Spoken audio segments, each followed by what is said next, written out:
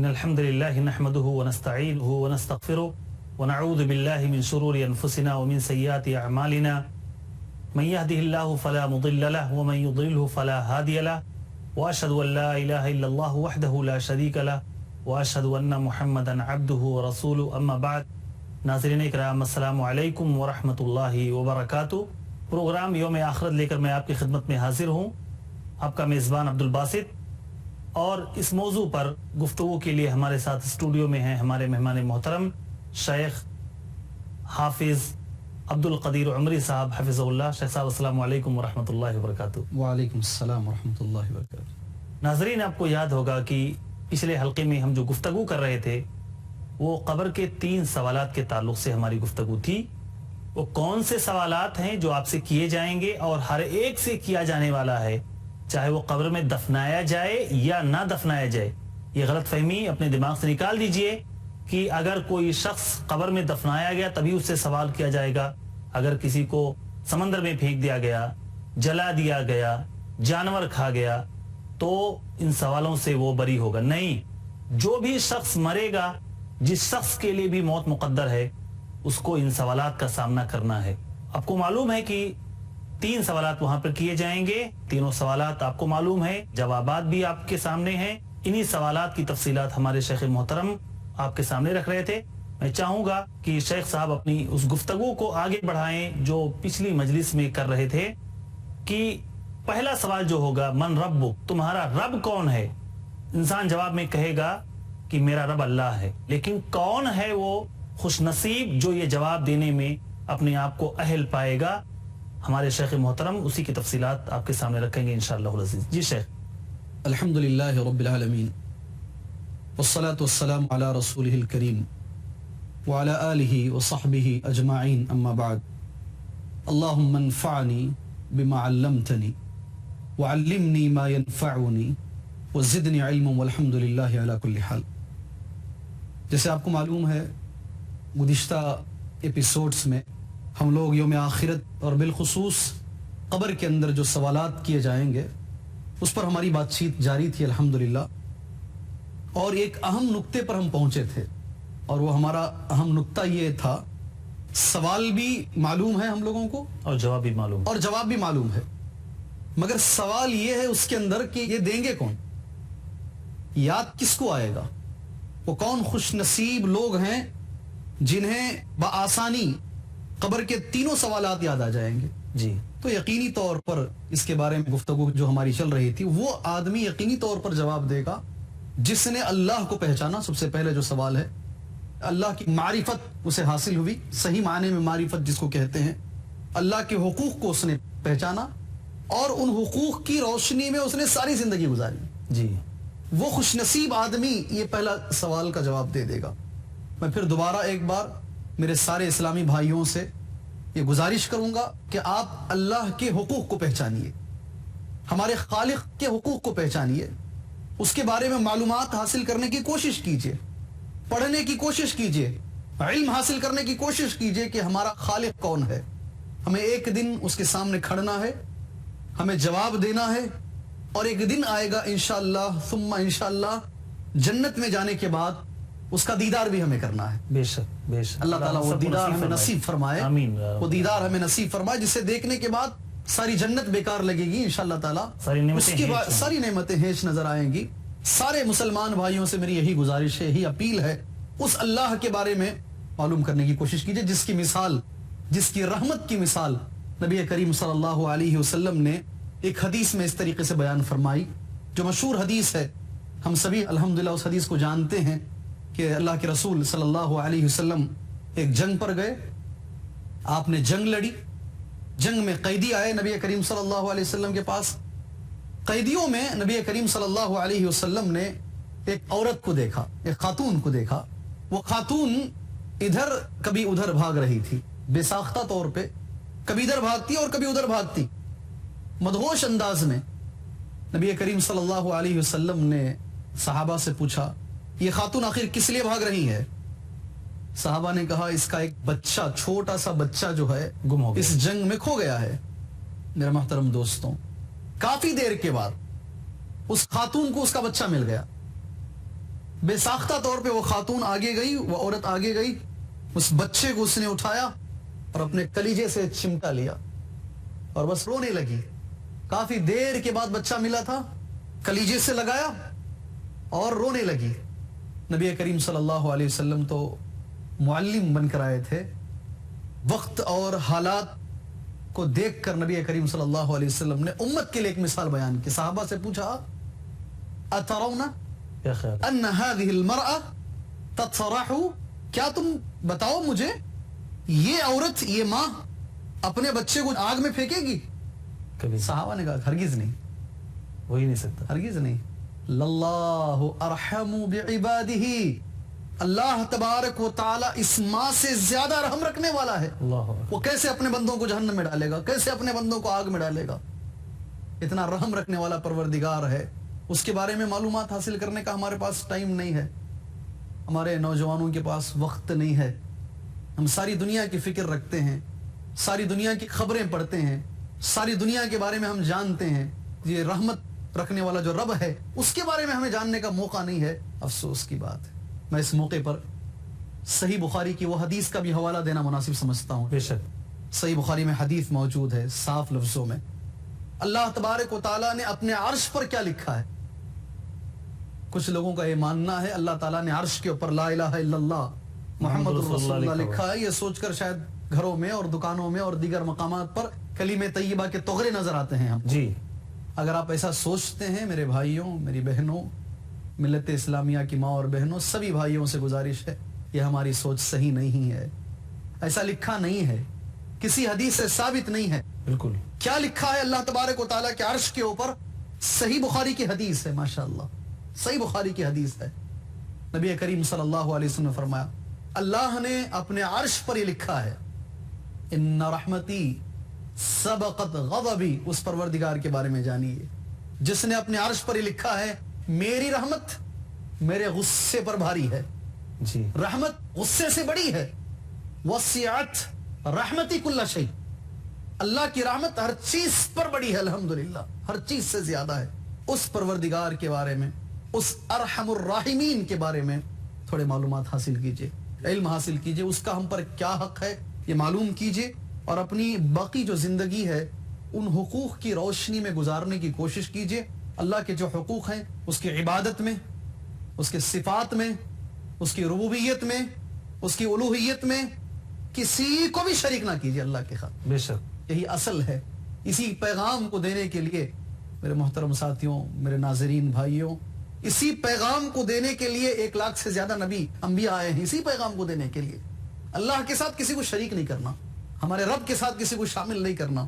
قرآن مجید کی سورہ نحل کی جو آیت ہے اللہ تعالی ہماری نظروں میں رکھے, اس آیت کو ہمارے دماغوں میں رکھے اور امت کو اس کے مطابق زندگی گزارنے کی توفیق عطا فرمائے. وَلَقَدْ بَعَثْنَا فی کل امت رسولا, ہم نے ہر قوم میں ایک رسول کو بھیجا. کیا پیغام دیا رسول نے آ کر؟ اعبد اللہ, صرف اللہ کی عبادت کرو. واجتنبوا الطاغوت, طاغوت سے بچو, یعنی اللہ کو چھوڑ کر کسی اور کے سامنے نہیں جھکو. بے شک اسلام سے بڑی کوئی نعمت نہیں ہے. میں ہمارے حاضرین کو, ہمارے ناظرین کو یہ بتانا ضروری سمجھتا ہوں اللہ نے دین کو نعمت قرار دیا ہے. نعمت, اليوم اکملت لکم دینکم واتممت علیکم نعمتی, میں نے آج دین کو مکمل کر دیا اور میری نعمت کو مکمل کر دیا. نعمت سب سے بڑی یہی ہے. حضرت عمر بن خطاب رضی اللہ عنہ جب بیت المقدس کی چابیاں لینے کے لیے گئے تو ان کے جو کپڑے بتائے جاتے ہیں, کپڑوں پر پیوند لگے ہوئے تھے حضرت عمر بن خطاب رضی اللہ عنہ کے. تو تقریباً حضرت ابو عبیدہ بن جراح رضی اللہ عنہ تھے جنہوں نے حضرت عمر بن خطاب رضی اللہ عنہ سے کہا اے امیر المؤمنین, کاش آج آپ کا لباس ذرا بہتر ہوتا. تو حضرت عمر نے جو لفظ کہا, ہر مسلمان اس لفظ کو اپنے ذہن میں بٹھا لیں, ذہن میں بٹھا لیں کہ دین ہمارے لیے کیا چیز ہے, اس کی حیثیت ہماری زندگی میں کیا ہے. حضرت عمر نے کہا میں خطاب کا بیٹا ہوں, میرے باپ کا نام جی خطاب ہے. میں جب جوان تھا میرا باپ میرے ہاتھ میں اونٹ دیا کرتا تھا, اسے چرا کراؤ.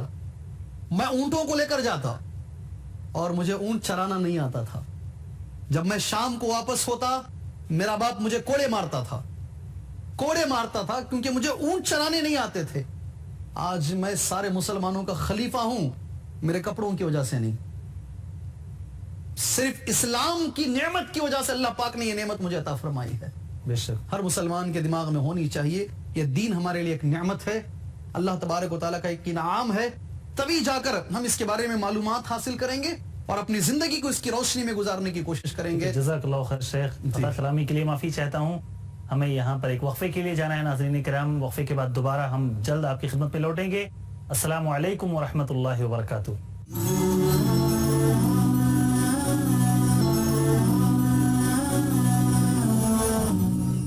السلام علیکم ورحمۃ اللہ وبرکاتہ. ناظرین اکرام، بریک کے بعد دوبارہ آپ کا استقبال ہے. بریک پہ جانے سے پہلے گفتگو کر رہے تھے دین کے تعلق سے کہ دین کی ہماری زندگی میں کیا اہمیت ہے، اور عمر بن الخطاب رضی اللہ تعالیٰ عنہ کا وہ مشہور جملہ جو انہوں نے ارشاد فرمایا تھا، نحن قوم اعزنا اللہ بالاسلام. ہم ایسی قوم ہیں جنہیں اللہ رب العالمین نے اسلام کے ذریعے سے عزت دی ہے، اور یہ عزت اگر ہم کہیں اور تلاشنا چاہیں گے تو اللہ تعالیٰ ہمیں ذلیل و رسوا کرے گا. دینی بھائیوں، ضرورت ہے کہ ہم دین کو جانیں، دین کے بارے میں علم حاصل کریں، جس سے دنیا کے بارے میں ہم اتنے چالاک، ہوشیار اور شاطر ہیں. اپنے دین کے بارے میں بھی ہم وقت دیں اور علماء کرام سے دین حاصل کرنے کی، سیکھنے کی اور اس کے مطابق عمل کرنے کی کوشش کریں. تبھی ہم قبر کے سوالات کا ثابت قدمی سے جواب دے سکیں گے، ورنہ ہا لا ادری یہی ہوگا کہ ہمیں وہ سوالات تو سنائی دیں گے لیکن اس کا جواب ہمیں یاد نہیں آئے گا. ہم اپنے شیخ محترم سے چاہیں گے کہ دین کے تعلق سے مزید روشنی ڈالیں جو ہمارے ناظرین کے لیے فائدہ مند ہو. جی شیخ.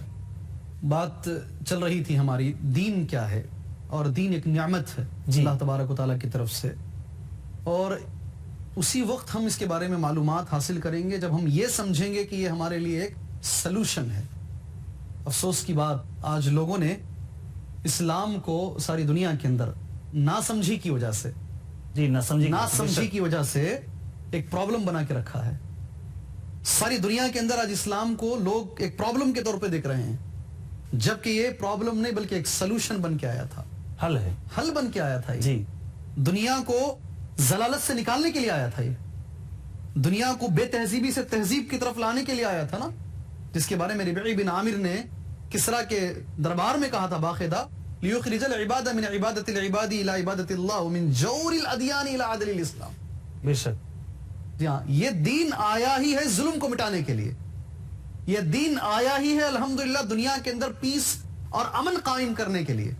لیکن افسوس کی بات، ہمارے نوجوانوں پر جو ناسمجھی اور لا علمی، اس کی وجہ سے انہوں نے آج اسلام کو ایک پرابلم بنا لیا ہے. شیخ اللہ رحم فرمائے. اور میں ایک حدیث ان تمام نوجوانوں کو بطور ہدیہ دینا چاہوں گا جن کی وجہ سے اسلام بدنام ہے، جن کی وجہ سے ہمارا مذہب بدنام ہو رہا ہے، ناسمجھی کی وجہ سے. وہ اردو کا پرانا محاورہ مشہور ہے ہمارے پاس، نیم ملا خطر ایمان، جی، اور نیم حکیم خطر جان. یہی مسئلہ ہے شیخ. آج ادھورا علم رکھ لیتے ہیں، ادھوری باتیں حاصل کر لیتے ہیں، اور خود اپنے لیے بھی نقصان اور باقی عوام کے لیے بھی نقصان بن جاتے ہیں. جی ہاں، ان بھائیوں سے میں ایک حدیث گزارش کر کے بات کو میں آگے لے کر جانا چاہتا ہوں. اللہ کے نبی فرماتے ہیں، میرے سارے نوجوان ساتھیوں، آپ سے میری گزارش ہے، دین کے بارے میں بات ہو رہی ہے، اسلام کے بارے میں بات ہو رہی ہے، غور سے سنیے گا اللہ کی خاطر. نبی کریم صلی اللہ علیہ وسلم کی حدیث ہے، اعظم المسلمین جرما یوم القیامہ، قیامت کے دن مسلمانوں میں جرم کے اعتبار سے سب سے بڑا مجرم کون ہے؟ آپ سوچتے ہوں گے جس نے قتل کیا ہوگا، جس نے زنا کیا ہوگا، ڈاکہ ڈالا ہوگا، یا نمازیں چھوڑی ہوں گی. نہیں، اگر آپ ایسا سوچتے ہیں تو آپ غلط سوچ رہے ہیں. اللہ کے رسول صلی اللہ علیہ وسلم نے جو بیان فرمایا ہے، قربان جائے نبی کریم صلی اللہ علیہ وسلم کے اس بیان پر، اس ادب پر، اس تعلیم پر. نوجوان ساتھیوں غور سے سنیں اس حدیث کو، اللہ کے خاطر غور سے سنیں، خاص طور پر نوجوان بیلٹ کے لیے. جی ہاں، ینگ جو جنریشن ہے اس کے لیے. نبی فرماتے ہیں، من سأل عن شيء لم يحرم فحرم من اجل مسألته. کیا شیخ، کیا بات ہے. بے شک. ایک چیز حرام نہیں ہے، اس نے جا کر پوچھا، اس کے پوچھنے سے وہ چیز حرام ہو گئی. یعنی اس چیز میں وسعت تھی, کشادگی تھی, راحت تھی, اس نے پوچھ کر وہ چیز کو مشکل میں ڈال دیا. اس ایک کی وجہ سے ساری امت پریشان ہوئی. جب ایک سوال کی وجہ سے آدمی سب سے بڑا مجرم ہو سکتا ہے, اگر آج کا کوئی نوجوان کوئی ایک ایسی حرکت کرے, اس کی ایک حرکت کی وجہ سے اگر ساری برادری بدنام ہو جائے, ساری قوم پریشانی میں آ جائے, تو وہ کتنا بڑا مجرم ہے. ساری قوم کو شک کی نگاہ سے دیکھا جائے, شک کی نگاہ سے دیکھا جائے. جبکہ یہ مذہب ماشاءاللہ دنیا سے ظلم کو ہٹانے کے لیے, عادل کو قائم کرنے کے لیے, پیس کو قائم کرنے کے لیے آیا ہے. بے شک. کل کی بات, ایک پائلٹ سے ملاقات ہوئی جو بازو بیٹھے تھے میرے ساتھ. انہوں نے مجھ سے ایک سوال کیا, پائلٹ صاحب نے, سعودی عرب کے اندر is very strict, قانون is so much strict سر, ایسے انہوں نے مجھ سے بات کیا. جی. میں نے ان سے کہا پائلٹ صاحب سے, اوکے اسٹرکٹ ہے, مگر اس کا فائدہ دیکھیے آپ. جو زنا کے بارے میں قانون ہے سعودی عرب کا, جو سزا بتائی گئی ہے کہ آدمی کو قتل کر دیا جائے گا اگر کوئی کسی عورت کے ساتھ بدتمیزی کرتا ہے, تو اس کی وجہ سے سب سے کم ریٹ جو ہے زنا کا, ریپ کا, سعودی عرب میں ہے. ہندوستان جوجھ رہا ہے, جی جوجھ رہا ہے کسی طریقے سے ریپ کو کم کیا جائے, لیکن کم نہیں ہو رہا ہے. وہ ریشو اور بڑھ رہا ہے, اور بڑھ رہا ہے, اور بڑھ رہا ہے, اور بڑھ رہا ہے. اور آج دنیا کے لوگ یہ کہنے پر مجبور ہیں, مڈل ایسٹ کا قانون یہاں لے کر کے آؤ تو زنا رک جائے گا. بے شک. شیخ اللہ رحم فرمائے, 2.5 سال کی بچی, 6 سال کی اسکول کی بچی, لوگوں کے اندر انسانیت مر چکی ہے. دین اگر آ جائے, دین اگر آ جائے, یقین مانیے یہ پرابلم انشاءاللہ سالو ہو جائے گا. بتانے کا مقصد یہی تھا. بالکل بالکل. یہ جو دین ہے یہ پرابلم نہیں ہے, الحمدللہ یہ سلوشن ہے. دنیا میں عدل قائم کرنے کے لیے, انصاف قائم کرنے کے لیے آیا ہے. اس کے بارے میں معلومات حاصل کریں. اسی دین کے بارے میں قبر میں سوال ہوگا. اور میں ایک اور چیز ہمارے بھائیوں سے یہ بھی گزارش کرنا چاہتا ہوں شیخ, جواب یہ ہے اس کا, تیرا دین کیا ہے؟ سمپل سا جواب ہوگا خبر کے اندر, میرا دین اسلام ہے. میرا دین اسلام ہے. اسلام ہے. اسلام کیا ہے؟ اسلام کس چیز کا نام ہے؟ کسے اسلام کہتے ہیں؟ بڑی عجیب بات ہے. ایک ایک آدمی ایک ایک ڈیفینیشن بیان کرتا ہے. اسلام یہ کہتا, وہ بولتا اسلام یہ ہے, وہ بولتا اسلام یہ ہے. آخر اسلام کیا ہے؟ کسے اسلام کہتے ہیں؟ معلوم کرنا ضروری. بے شک ضروری. جو معلوم کرے گا وہ صحیح جواب دے گا. اسلام ہی نہیں معلوم ہے تو کس نام کا مسلمان ہے وہ؟ مجھے بتائیے آپ, اسلام کیا ہے؟ میں دیکھا کئی لوگوں کو, آدمی اپنے دماغ سے جواب دیتے, یہ ہے اسلام, یہ ہے اسلام. یہ اسلام نہیں ہے. اگر آپ سوچتے ہیں اسلام کیا ہے, مل اسلام, الحمدللہ ثم الحمدللہ, ہمارے پاس ایک حدیث جبرائیل کے نام سے حدیث موجود, مشہور حدیث ہے, مشہور حدیث ہے. آپ کو اگر ڈیفینیشن دیکھنا ہے اسلام کا, واٹ از اسلام, اسلام کیا ہے, آپ مسلمانوں کو نہ دیکھیے, اللہ کے خاطر مسلمانوں کو نہ دیکھیے.